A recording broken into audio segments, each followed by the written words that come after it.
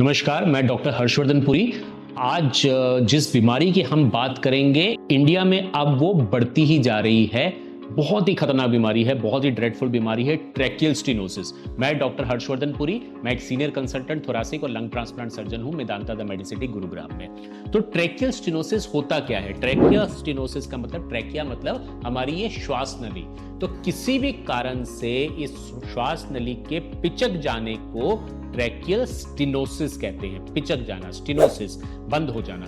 तो होता क्यों है, मैं आपको बताता हूं। आजकल आपने देखा होगा कि हमारे हाईवेज बहुत अच्छे होते जा रहे हैं, स्पीड ट्रांसपोर्ट बहुत अच्छा होता जा रहा है, कंस्ट्रक्शन वगैरह बहुत अच्छी होती जा रही है। इन जगहों पे किसी कारणवश कई बार आपने देखा होगा एक्सीडेंट्स भी हो जाते हैं। अब जो ये एक्सीडेंट के पेशेंट होते हैं, इनको फटाफट जब हॉस्पिटल लेके जाया जाता है तो इनको जल्दी से जल्दी, क्योंकि सांस नहीं ले रहे होते, बाकी चीज़ें प्रॉब्लमेटिक होती हैं, तो इनको वेंटिलेटर पे डाल दिया जाता है। वेंटिलेटर्स की मात्रा हिंदुस्तान में अब बढ़ती जा रही है क्योंकि आईसीयूज बहुत एडवांस्ड हो रहे हैं। तो बहुत ही अच्छी बात है, कई पेशेंट्स को आजकल हम इसी वजह से बचा पाते हैं। पर कुछ परसेंटेज इन पेशेंट्स में से ऐसे हैं जिसमें जब वो वेंटिलेटर का जो पाइप है काफी दिन तक अंदर पड़ा रहता है, तो इस श्वास नली की ब्लड सप्लाई को वो कम कर देता है और उसकी वजह से वहां पे थोड़ी सूजन हो जाती है। और जब इन पेशेंट्स को वेंटिलेटर से ऑफ किया जाता है, 5-10 दिन, 15 दिन, महीना तो ये बिल्कुल ठीक रहते हैं और उसके बाद ये स्टेनोसिस की प्रॉब्लम इन पेशेंट्स में डेवलप होनी शुरू हो जाती है। तो होता कैसे है? बहुत कॉमन हिस्ट्री है।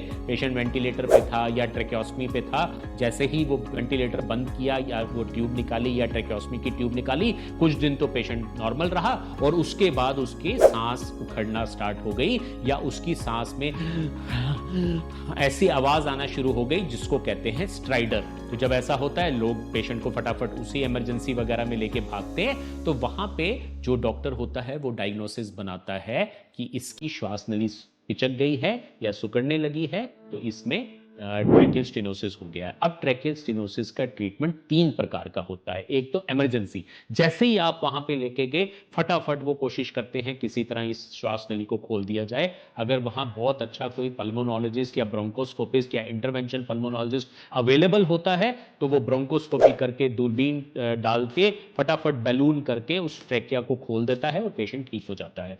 अगर वो अवेलेबल नहीं होता तो ईएनटी डिपार्टमेंट को बुला के जल्दी से जल्दी उस पेशेंट की ट्रेकेओस्मी करा दी जाती है, जिससे वो पेशेंट बच जाता है। और ये बिल्कुल ठीक भी है क्योंकि सबसे पहले हमने उस पेशेंट की जान बचानी है, बाकी चीजें तो बाद की बात है। जब ये सब हो जाता है तो उसके बाद इसका आगे ट्रीटमेंट कैसे चलता है।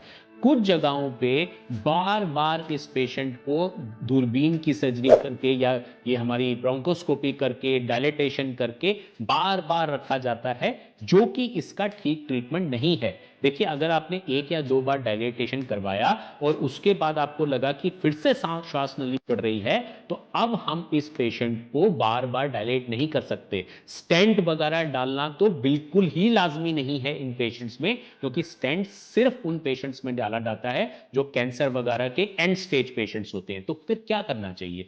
तो इमीडिएटली इस पेशेंट को एक अच्छे थोरेसिक सर्जिकल सेंटर पे लेके जाना चाहिए, जहां पे इस टाइप की सर्जरीज होती हैं। जैसे मेदांता एक ऐसा सेंटर है।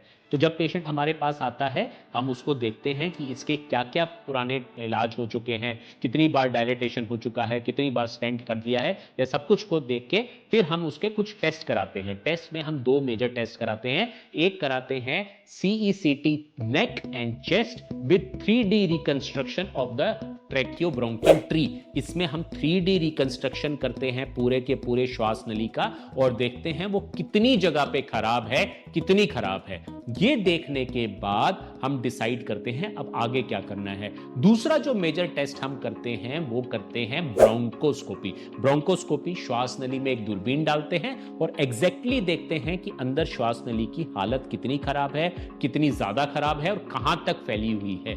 ये 2 इंफॉर्मेशन जब हमारे पास आ जाती हैं, तो फिर हम पेशेंट को सर्जरी के लिए प्रिपेयर कर सकते हैं। किन पेशेंट की सर्जरी हो सकती है? हर उस पेशेंट की सर्जरी हो सकती है जिसकी श्वास नली आधी से कम खराब हुई है। अगर आधी से ज्यादा खराब हो चुकी है, मल्टीपल लेवल्स पे 4-5 जगह पे ये स्टेनोसिस है, हम भी कुछ नहीं कर पाएंगे। लेकिन सपोज करिए वो आधी से कम खराब है, एक 3-4 सेंटीमीटर का स्टेनोसिस है, तो सबसे अच्छा है कि सर्जरी करके इस पेशेंट को हमेशा के लिए इस प्रॉब्लम से निजात दिला जाए। चाहे सर्जरी में क्या किया जाता है, श्वास नली को 2 जगह पे काट दिया जाता है और उसको दोबारा से सी दिया जाता है। ये सुनने में बहुत आसान लगता है, पर ये बहुत ही एडवांस सर्जरी है। उस पेशेंट को उतनी देर मेंटेन करना बिना किसी ऑक्सीजन के, बिना चीज़ों के, तो ये बहुत मुश्किल होता है, पर हमारे सेंटर में ये बहुत कॉमनली होता है। तो श्वास नली को काट के जोड़ने वाली सर्जरी की जाती है, जिसको कहते हैं tracheal resection end end to end anastomosis. तो एडवांस सर्जरी करने के कारण ये पेशेंट बहुत ही जल्दी अपनी दिनचर्या में वापस चले जाते हैं, बिल्कुल ठीक हो जाते हैं, और 99% ये ट्रैकियल स्टेनोसिस की प्रॉब्लम इन पेशेंट्स में कभी दोबारा नहीं होती। इनको बार हम फॉलो भी करते हैं, इनकी ब्रोंकोस्कोपीज भी करके देखते रहते हैं, लेकिन ये पेशेंट हमेशा के लिए एक छोटा सा ये जो सर्जरी है, छोटी तो नहीं कहूंगा, सर्जरी तो बहुत बड़ी है, बट हमारे यहाँ पे बहुत कॉमनली करते हैं हम, इसीलिए ये सर्जरी करने के कारण ये पेशेंट बिल्कुल ठीक हो जाते हैं। नमस्कार।